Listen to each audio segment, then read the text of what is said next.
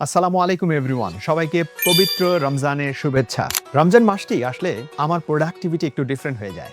Usually দুপুরের পর থেকে আমার বডিটা একটু নরম হয়ে যায়, এনার্জি লেভেল ডাউন হয়ে যায়, অ্যান্ড শুয়ে মোবাইল দেখা ছাড়া খুব বেশি কাজ থাকে না। তো আমি এটাকে খুব সচেতনভাবে ডিফারেন্টলি ইউজ করা শিখে গেছে এখন।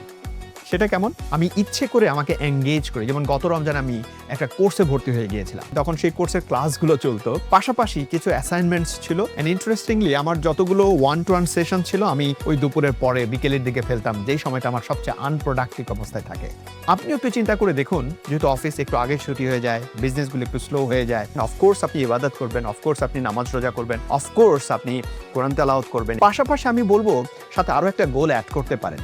সেটা হলো এই রমজানে আপনি আপনার লার্নিংটাকে বাড়িয়ে দিতে পারেন।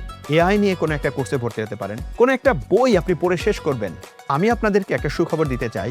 রমজান উপলক্ষে আমি একটা কোর্স ডিজাইন করেছি, প্রেজেন্টেশন অ্যান্ড পাবলিক স্পিকিং মাস্টারির উপরে। আমরা অচিরেই আসছি কোর্স নিয়ে, অ্যান্ড এটি আপনার জন্য রমজানের একটা গিফট।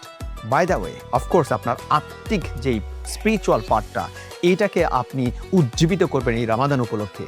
অ্যান্ড খাবার দাবারটা একটু সাবধানে খাবেন, যেন অসুস্থ না হয়ে যায়।